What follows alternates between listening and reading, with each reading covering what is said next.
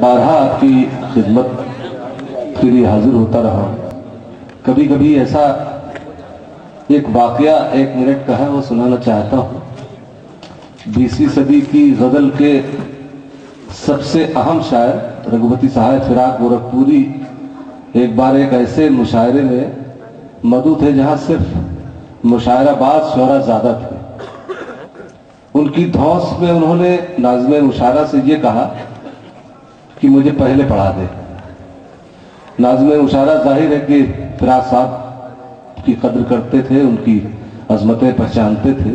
انہوں نے پہلے دوسرے نمبر پر فراق صاحب کو پڑھوا دیا. ظاہر ہے کہ پہلے دوسرے نمبر پر اگر اساتذہ کلام سنائیں گے تو ذہنی طور پر جو سامعین ہوتے ہیں وہ اس کے لیے تیار نہیں ہوتے ہیں کہ ایسے اہم لوگوں کا کلام سن سکیں. کوئی نتیجہ نہیں ہوا. فراق صاحب نے مختلف غزلوں کے 2 3 4 5 شعر سنائے. چہرہ کسی کا اتنا مثالی لگا مجھے, چہرہ کسی کا اتنا مثالی لگا مجھے, کل اس کے در پہ چاند سوالی لگا مجھے. چہرہ کسی کا اتنا مثالی لگا مجھے, کل اس کے در پہ چاند سوالی لگا مجھے. دیکھی ہے جب سے پھول سی آنکھوں میں کچھ نمی, دیکھی ہے جب سے پھول سی آنکھوں میں کچھ نمی, جھیلوں کا سب غرور خیالی لگا مجھے. دیکھی ہے جب سے پھول سی آنکھوں میں کچھ نمی, دیکھی ہے جب سے پھول سی آنکھوں میں کچھ نمی, جھیلوں کا سب غرور خیالی لگا مجھے. یہ شعر بطور خاص سنانا چاہتا ہوں کہ تیرے سلوک تیری محبت کا ذکر کیا, تیرے سلوک تیری محبت کا ذکر کیا, اکثر تیرا خلوص بھی گالی لگا مجھے. تیرے سلوک تیری محبت کا ذکر کیا, اکثر تیرا خلوص بھی گالی لگا مجھے. تجھ کو خبر نہیں ہے مگر ایک تیرے بغیر, تجھ کو خبر نہیں ہے مگر ایک تیرے بغیر, یہ بے مثال شہر بھی خالی لگا مجھے.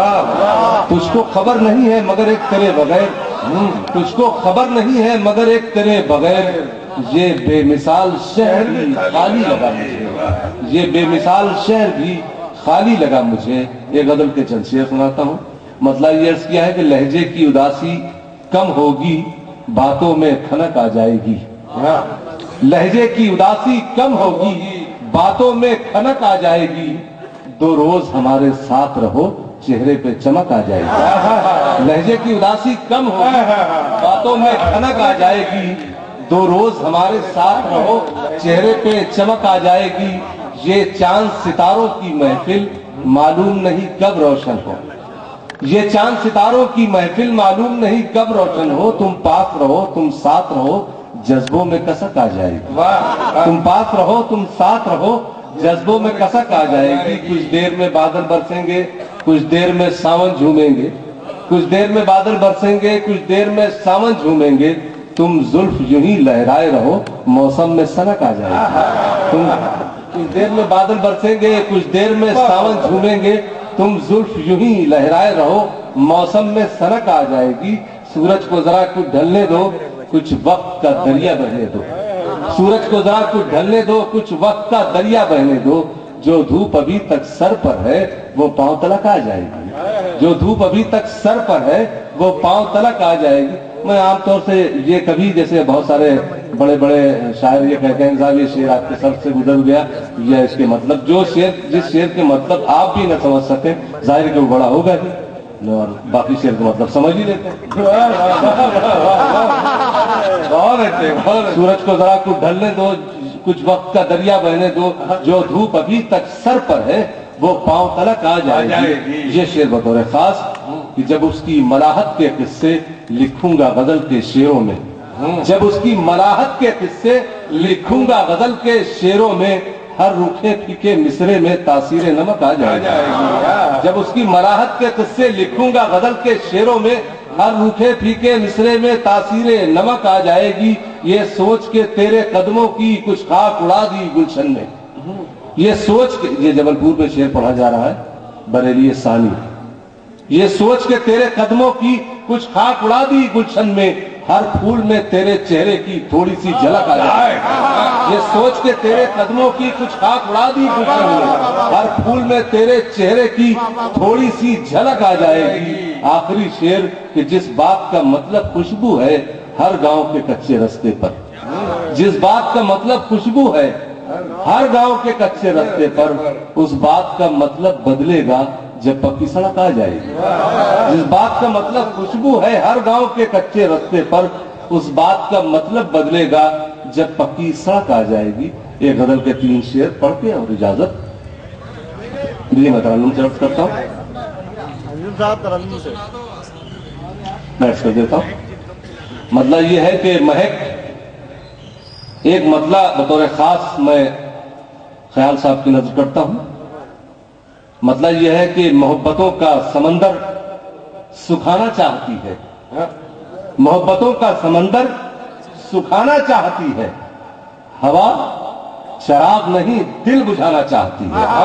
محبتوں کا سمندر سکھانا چاہتی ہے، ہوا چراغ نہیں دل بجھانا چاہتی ہے۔ تجھے مرض ہے اداسی کے گیت سننے کا، تجھے مرض ہے اداسی کے گیت سننے کا، یہ زندگی تو ابھی مسکرانا چاہتی ہے۔ تجھے مرض ہے اداسی کے گیت سننے کا، یہ زندگی تو ابھی مسکرانا چاہتی ہے۔ اور دلوں کے ساتھ تعصب کا کھیل مت کھیلو، دلوں کے ساتھ تعصب کا کھیل مت کھیلو، یہ آگ پیار کا کاغذ جلانا چاہتی ہے۔ دلوں کے ساتھ تعصب کا کھیل مت کھیلو، یہ آگ پیار کا کاغذ جلانا چاہتی ہے۔ ایک غزل کے لیے حکم ہے برادر مکرم نعیم راشد صاحب کا، آپ سب کی سنی ہے۔ مطلب یہ ہے، میں ترنم سے حاضر کروں گا، بغیر ترنم سے پڑھے جاؤں گا۔ ہر چند کے ترنم بہت معمولی سا ہے مگر میں عرض ضرور کروں گا۔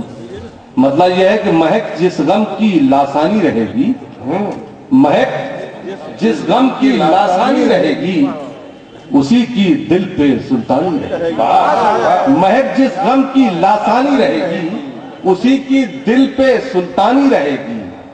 چراغوں نے بڑی ہمت سے پوچھا، چراغوں نے بڑی ہمت سے پوچھا، ہوا کس وقت طوفانی رہے گی۔ چراغوں نے بڑی ہمت سے پوچھا، چراغوں نے بڑی ہمت سے پوچھا، ہوا کس وقت طوفانی رہے گی۔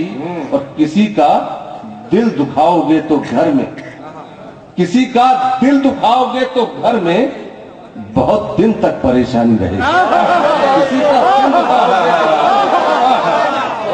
کسی کا دل دکھاؤ گے تو گھر میں بہت دن تک پریشانی رہے گی، بہت دن تک پریشانی رہے گی۔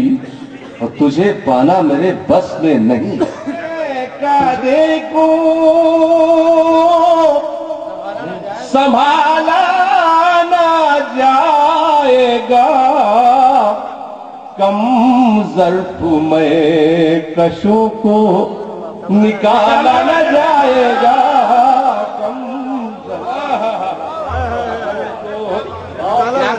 نکالا نہ جائے گا۔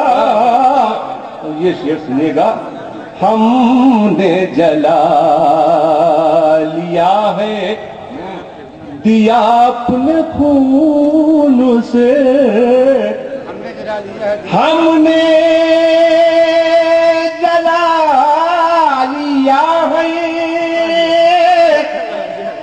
دیا اپنے خون سے، اب تو ہمارے گھر سے اجالا نہ جائے گا، اب تو ہم نے جلا لیا ہے دیا اپنے خون سے، اب تو ہمارے گھر سے اجالا نہ جائے گا۔ یہ شعر سنیے گا، فن تو عروج پا گیا لیکن تمام، بطور خاص شعراء اکرام کی نظر کرتا ہوں، فن تو عروج پا گیا لیکن تمام، فنکار کی ہتھیلی سے छाला न जाएगा पल का, बेली से छाला न जाएगा, मुमकिन है होठ नाम भुला दे तेरा मगर। नईम राशिद साहब की नजर है, वो कह रहे थे कि तफज्जुल का शेर गलती से उनके यहाँ हो गया। हालांकि इत्तेफाक से ही सही, ये उम्र जो होती है, जो 60 के करीब हो जाते हैं, असल में मोहब्बत की उम्र वही होती है। सिर्फ उसमें मोहब्बत ही मोहब्बत रह जाती है, तो अब दूसरा क्या है, इसमें इत्तेफाक नहीं होना चाहिए। मैं अर्ज करता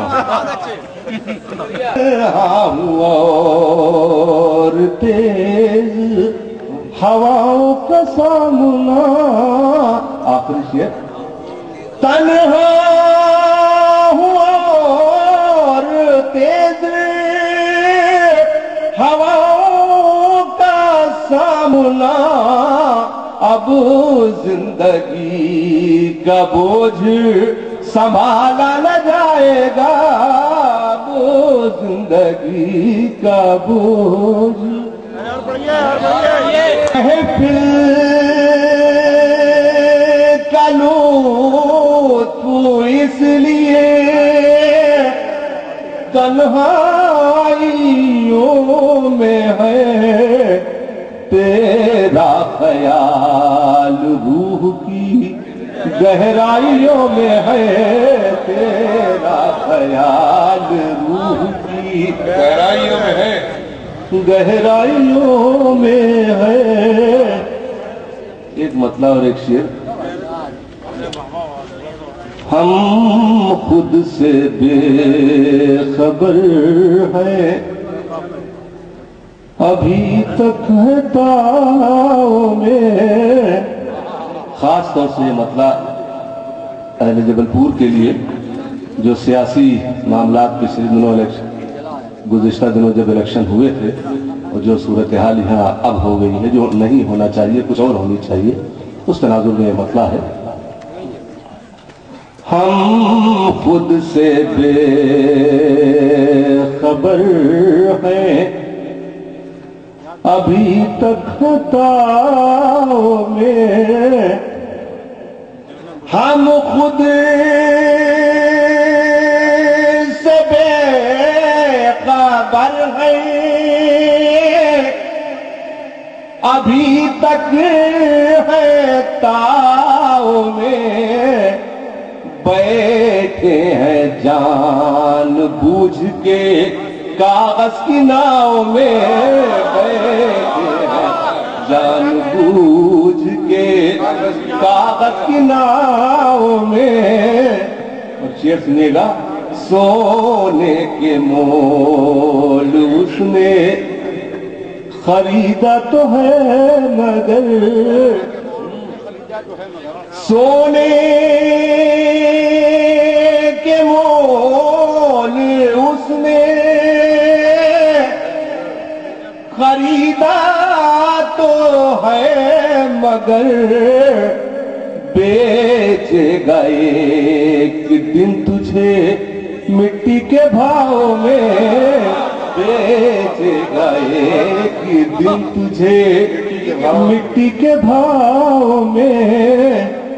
एक गजल बतौर खास मैं सुनाना चाहता हूं, जो मुशायरे में कम से कम मुझ जैसा मामूली शायर तो नहीं पढ़ सकता, इसलिए कि ये जसारत नहीं हो सकती इस तरह की गजलें मुशायरों में पढ़ी जाएं। मगर चूंकि आज जिस तरह का माहौल है, आप जैसे बाज़ौक़ हरचंद के लफ्ज बाज़ौक़ कसरत इस्तेमाल से इस कदर बेकीमत हो चुका है कि हर मामले में बोला जाता है। मगर ये ईमानदारी से कहा जा सकता है कि गजल समझने का जो शऊर जबलपुर में है, वो कम दिखता है दूसरे शहरों में। इस हौसले से ये गजल आपकी खिदमत में पेश कर रहा हूं। आज से बहुत पहले गजल के सबसे बड़े शायर